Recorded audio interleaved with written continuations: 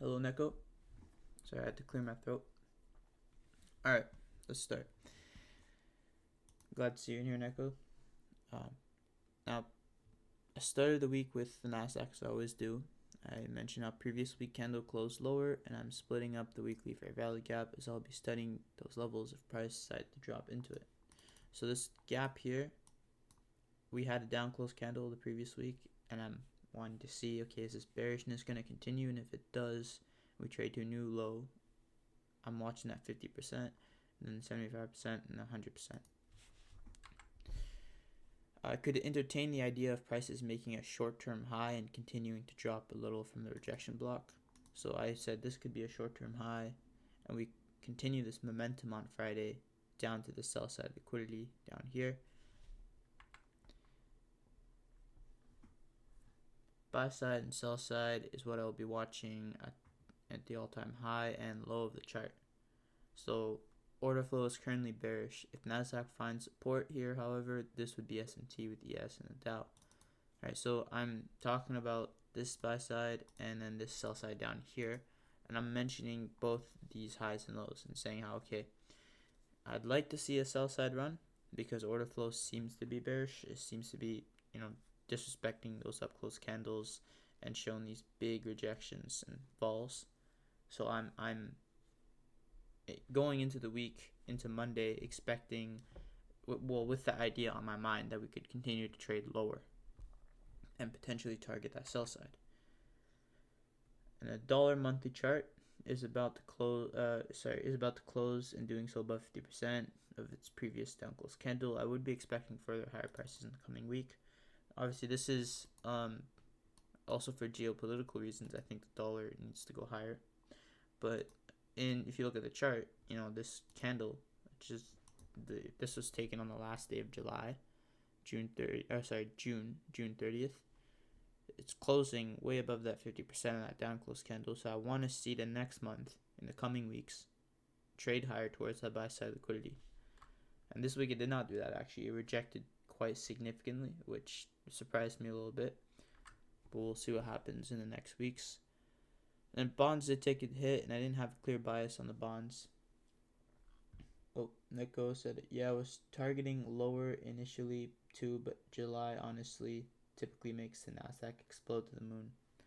Yeah, July is one of those months that you really don't want to be doing much, according to ICT.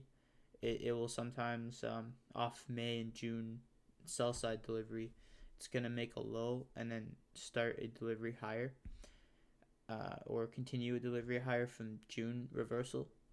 But usually it'll like chop around, which is, summer. I mean, it's typical. Everyone's on vacation. There's not much money in the market. So yeah, bonds took a hit. I don't have a clear bias on bonds right now. I will go with the order flow, which is bearish. We could drop down to make another low, as I believe the 5-year bonds have relative equal lows. Alright, so we could see down here a new low again. I think a lot of people believe that the rates are coming down. So there's more people that want to buy bonds than that want to sell bonds, right? Which is just telling you where the liquidity is on the bond futures. So that's it for the weekly review. You have my, not for the Sunday analysis, but you have what I'm going into the week with, the mentality I have. All right, so Monday. Oh, and this is the economic calendar. See, we had news on Monday. Tuesday had pretty good news. Powell was speaking at 9:30, and then Wednesday was a half day.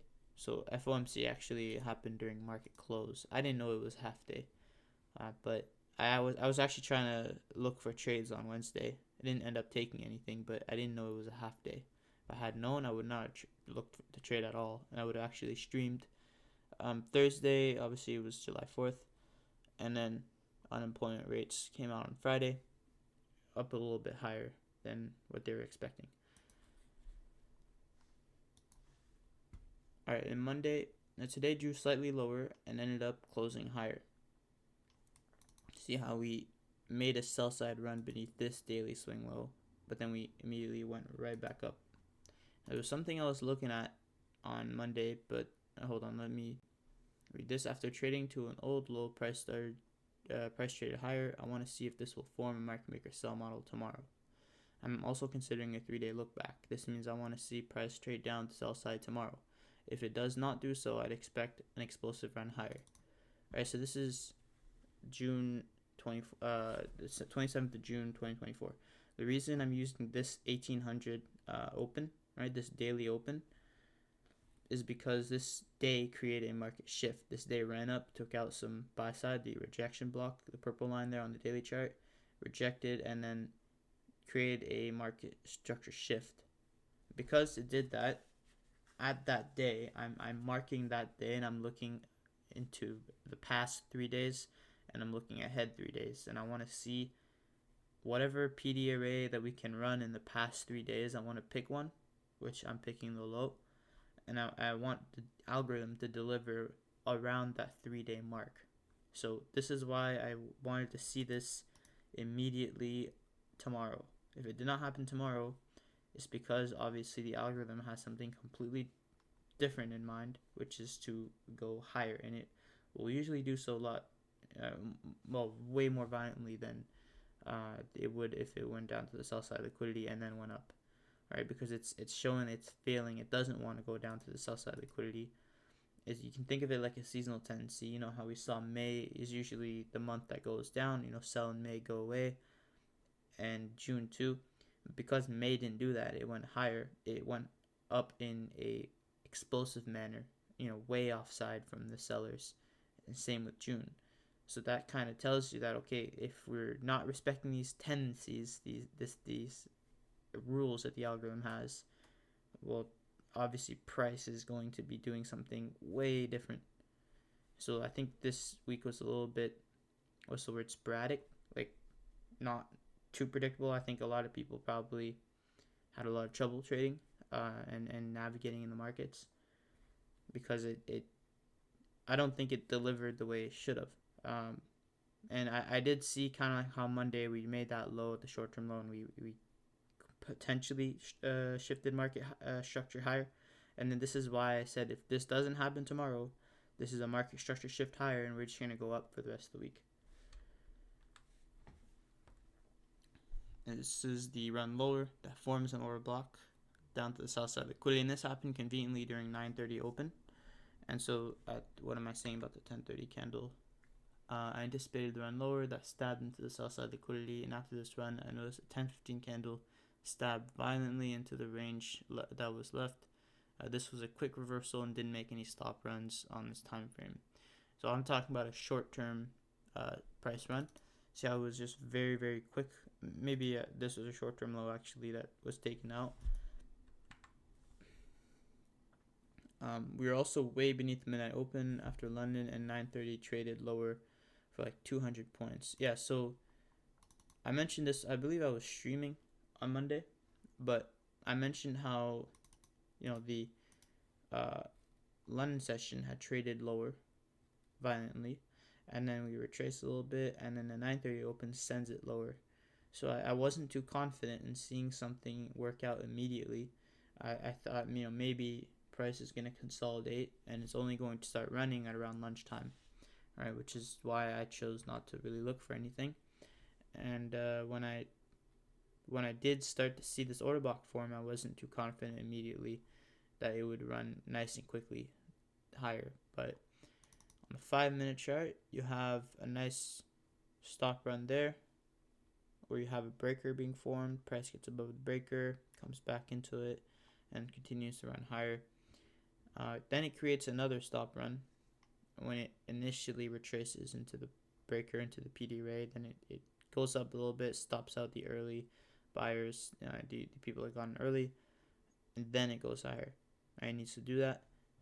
And so once it does that, it starts to deliver higher using these PD arrays as a way to climb. This is a market maker sell model. Or, no, buy model, my bad. So you have the initial 9:30 open, which sends it all the way down here. Trade goes up a little bit, gets people long, thinking that we priced in the low beneath the sell side liquidity. then it comes back, and that's when it creates that market structure, which is used as a market shift to then do a 2022 model. Okay.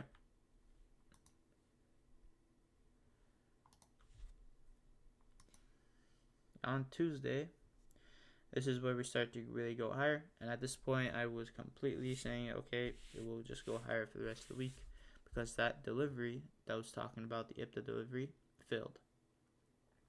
Alright, so this was my chart before 9:30. I was undecided with my draw. I wasn't sure about going lower so much anymore because how the current day already traded lower, and the trend lower leaves liquidity higher and makes it harder to see prolonged moves lower. I was also watching to see if the white fair value gap would act as an inverse. So we're way beneath midnight open, so that is good. I would want to see it go higher because we're beneath midnight open. We've made the stop run here. That's the first thing I notice is that sharp run down beneath all this consolidation. And then a market shift, 2022 model, right? These are the things that just pop out when I look at this chart, okay, and the way I've annotated it. And now I want to see if these fair value gaps are going to reject price, showing evidence that we may want to go lower and that order flow is bearish, or if it's going to be continue to be bullish and start to use these fair value gaps as support. And notice how we have a trend lower, and so I see the need to go higher. And if we do that, if we do go higher today, that sell side delivery isn't likely to be hit, and we're gonna probably go up the other direction. Can I ask, how did you recognize that as a turtle soup and not a continuation of bearish trend?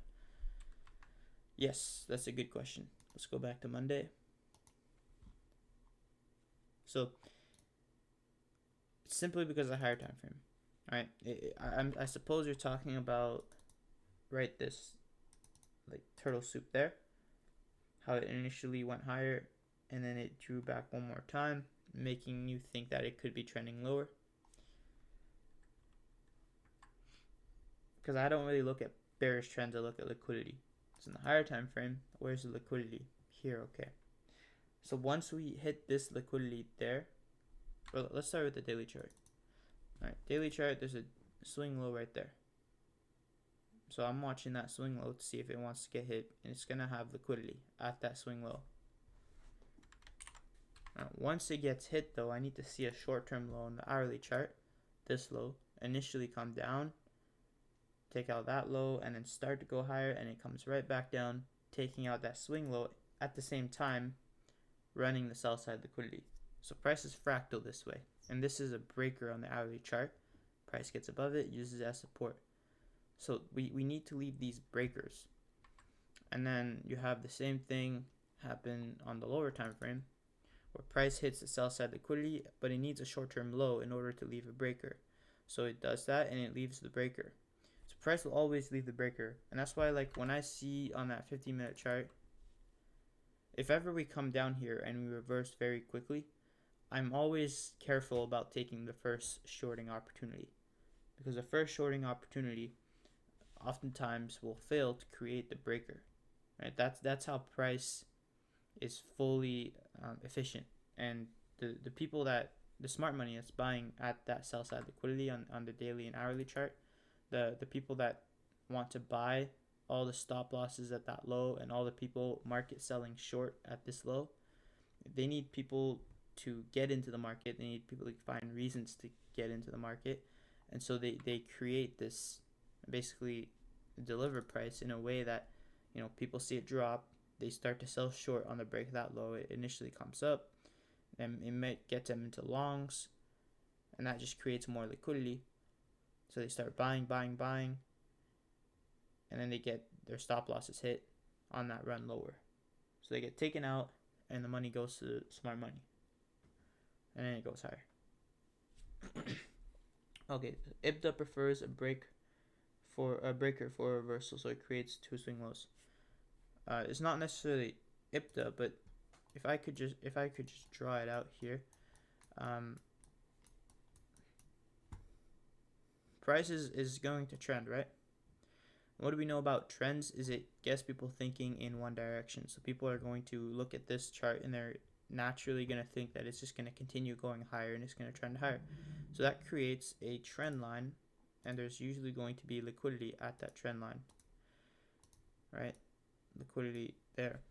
That's money. So prices will oftentimes trade lower in order to stop out those traders, right?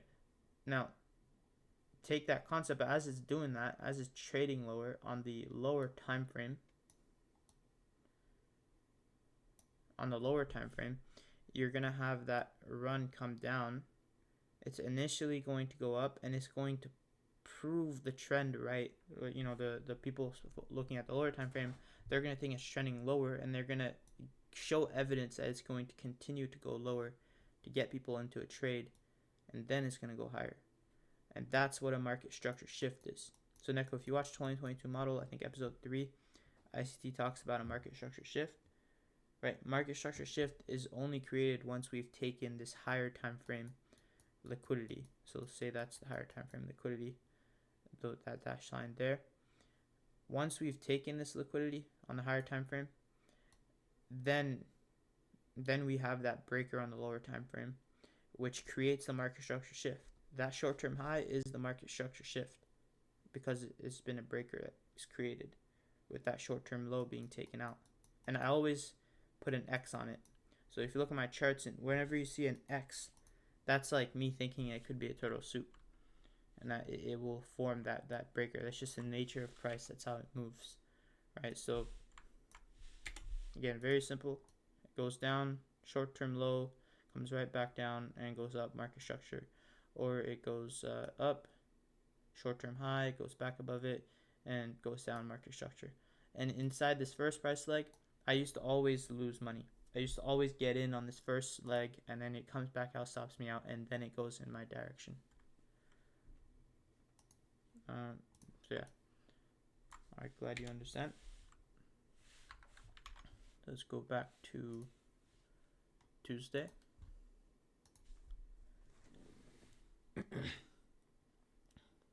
Okay. Alright, so this is how we close. Obviously, the 3-day look back did not give me the draw I wanted. I wanted to see a market maker sell model to trade down to sell side liquidity. And the fact that the algorithm didn't price it down there is a telling sign of how bullish it would be. As you can see, a huge buy day occurred. I'm glad I knew not to go short and to be patient. Yes, it was telling me, don't go short. And this was taken at 9:19 before 9:30 open. We've been trending lower.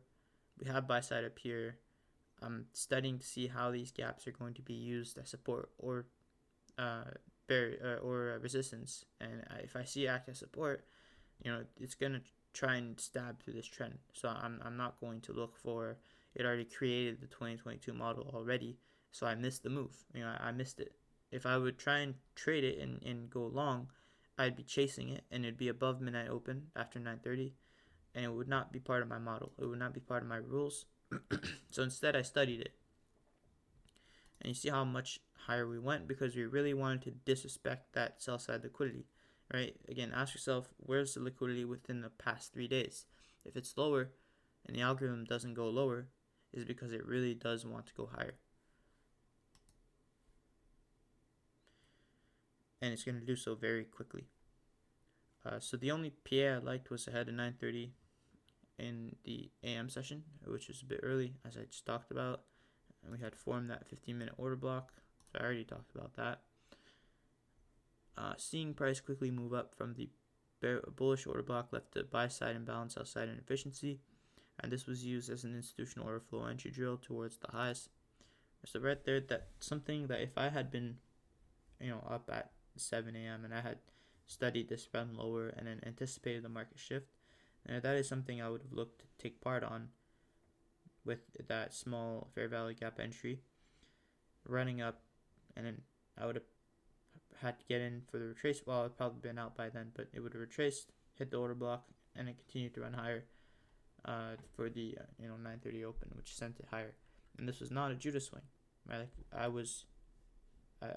don't think I was streaming on Tuesday, but as I was seeing this, this was not a Judah swing at all. I believe I recorded on Wednesday, and the same scenario happened, where we started to go higher, and I knew that a lot of people would think that this would be a Judas swing, and it would might get them into shorts later, but because I used to make that mistake.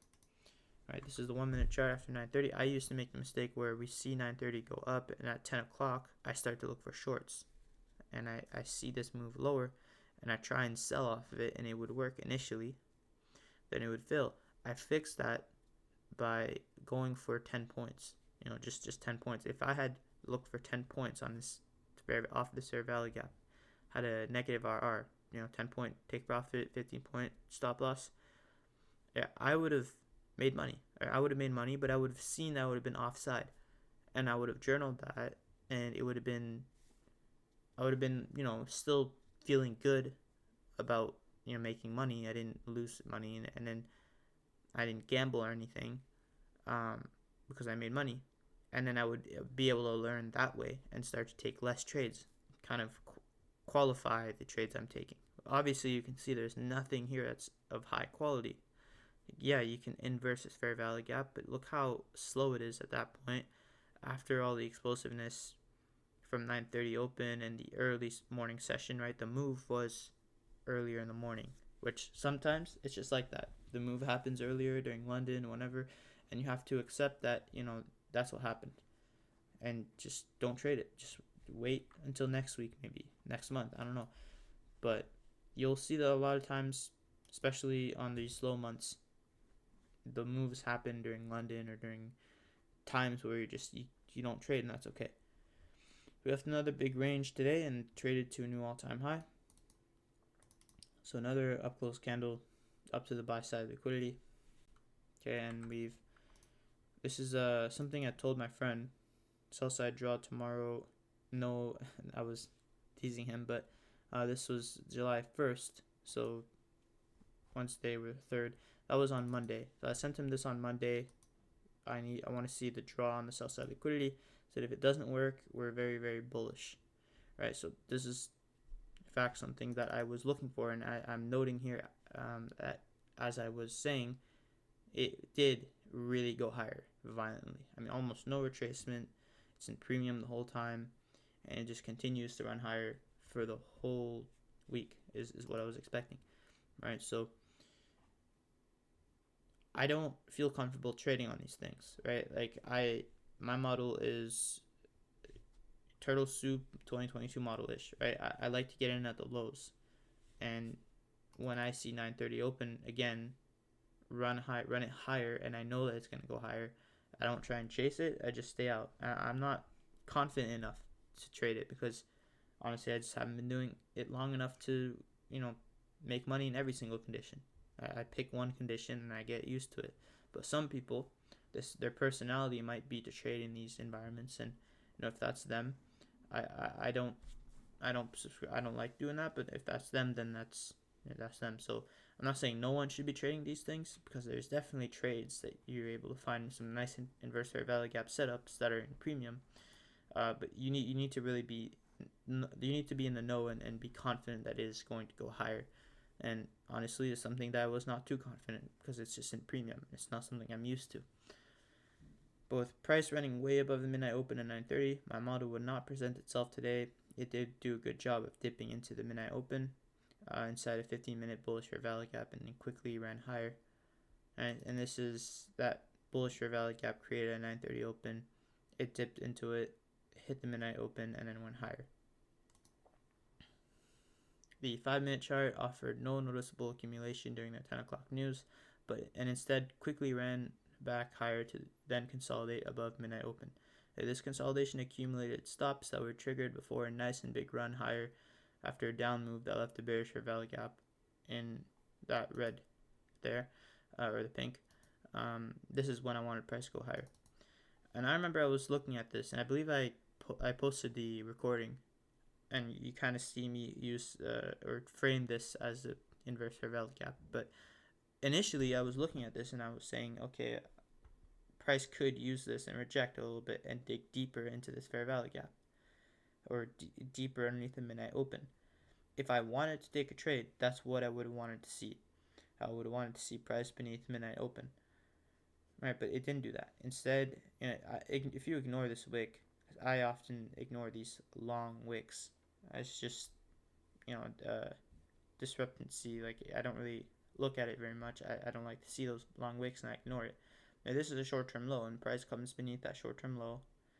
Not the bodies don't come beneath it, and that's something that led me to believe okay it might come back lower and then close beneath that lower beneath these bodies, and so I wasn't fully confident that it would work immediately, but yeah, you, you do see it eventually. Um, that doesn't come back, but it closes way above it, and then it would be too late to look for any retracement and see it used as support. But this is one of the trades that I did frame this entry here up to these highs. So not the whole thing, but these are the sorts of trades that I'm talking about that I'm not too confident in taking. Tanja actually took this trade, so that props to her. But these are the types of trades that maybe in 20 years when I'm more confident, I have more experience, and I know my model like the back. Well, I do know it like the back of my hand, but I'm more experienced and seasoned. Maybe in 20 years is a lot, but maybe 5 years. I'm more seasoned, and I know how to behave in any market condition. Then I can take these trades, which this trade, I know that not a lot of people probably were able to spot this going all the way up to the buy side liquidity.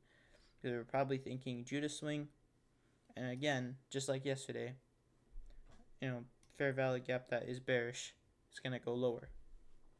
But instead, it just ran higher very quickly, and yeah, that's what occurred there. But I I would not have been confident at all holding this to that buy side liquidity. And Friday, even though unemployment came out higher than expected today, price ran higher. So this is the unemployment data that I was talking about on Friday. The unemployment rate 4%, and then the next one is at 4.1%. Now that's bad news, but price still went higher, right? Because markets don't. What price doesn't react off of. Oh, hold on, I have a comment. Wait, let me. Actually, no, Tandra canceled her trade because she has a 5 handle slippage. Oh yes, I remember. But then it exploded up. Yeah, I remember that. Yeah, I was actually um I was in a Discord and then somebody told me Tanja went long when I was wanting to see the longs, and that scared me. If I was in a trade, it would have scared me out too, to be honest. But yeah, like this, I think I remember actually she did close her trade when price. Maybe it was just because of the slippage she did it, but where was it? Yeah, price closed beneath that 1 minute inverse fair value gap. I think that's when she closed the trade. Yeah, it is the best indicator. I don't understand. Like, props to her for streaming, but her intention is clearly not to make money and to be a trader. It's just to be an entertainer. Like if I were her, I would stop streaming, stop doing anything, and just focus on yourself because it's clear that she has some things that she needs to fix. Um. Anyway, so yeah, higher unemployment came out, but prices still went higher because the markets, they don't react to what the news is. They react. The news reacts to what the market does most of the time. But I talked about an old low being run out on Monday, right? That's the low there on the hourly chart, which is also a daily low before violently going higher. I was left uncertain between buy side or sell side during Tuesday. If price were to go up as it did, I was ready for extreme higher prices because of the failed seasonal tendencies. That's part of the reason I didn't expect Friday to immediately go down. Right? And a lot of people might be here thinking that it's going to do the, what is it called? Thank God it's Friday TGIF setup where Friday moves into the daily range. Right? But I mean, that's a possibility, but I need to see it want to do that. And when I got up on Friday and looked at NFP, like this didn't really tell me anything. it just NFP left a huge wick. Look at the body, how small it is. And again, I don't like the wicks. I believe that if you turn off the wicks, you should be able to read market structure with or without the wicks. And if you turn off the wicks here, I mean, there's no sell side run, and there's no buy side run, right? So when we see 930 run up, way above buy side, it already ran buy side ahead of 930. I believe if I go to the lower time frame, yeah, it already nearly ran it, actually, not quite, and then it runs it here. At this point, it retraces, continues going higher, and then uses this as an inverse fair value gap, completely disrespecting these bearish fair value gaps, and just continues to go higher. Even though we're way above the midnight open, we're still showing, on the higher time frame, displaying a bullish order flow, right? Because of how extremely bullish we were to get up above that sell side liquidity. I almost think that this was manual intervention, right? Like from back all the way back from Tuesday, or maybe Monday. Neko, he said, yeah, thank God I had graduation ceremonies yesterday and today, so I had to skip this unclear price action lull. Well, congratulations, Neko. That's great. You graduated from university or high school or something else. But yeah, like I'm glad it was a holiday week. Wednesday half day, Thursday, and then Friday was also a no trade day because Thursday was a holiday. So day after holiday, you don't want to trade that. So I mean that's why I didn't trade. But I'm certain if I had tried to push it this week, if I had looked for trades, I would have won some nice trades on Monday, and I would have won on Tuesday and Wednesday. But I think Friday I would have gotten completely destroyed. I have to be honest. I would have probably thought that this would be a TGIF. But yeah. College, thank you very much. Yeah, congratulations. All right, so I guess that's it for the weekly review. A very tough week. And let me just look at the bonds. I don't keep track of them during the week. But bonds did start to bounce. It looks like with the Nasdaq going higher. So still not clear where it's gonna go. I think it's maybe in a consolidation, and then the dollar, if its dip continues, I mean, it could just be going lower to disrupt this trend. And so it maybe trade beneath that low. I don't know if it's gonna get down to this low, but this could be going lower for now. I mean, I don't think it should be going lower. I think that quickly it might start to run up actually any week now. But I would be just waiting for this trend lower to bottom out. And I'm not really trying to see if it's going to trade to that low or this low. I'm just going to wait to see if it bottoms out and use it as a barometer. But since the dollar right now seems to be going lower, I would be going forward next week with the, before looking at what the Nasdaq is doing, immediately with, okay, any runs lower is going to be harder to see because the dollar is trending lower. And if the dollar order flow is lower, we've closed beneath this fair value gap there, and we could be using it as an inverse. All right, because the dollar is being priced lower, it makes it harder to see any sustained runs lower with the anything priced in dollars. So with that out of the way, thank you very much for everyone that tuned in, right? Neko, and I think we had one other guy hop in here and then leave. And yeah.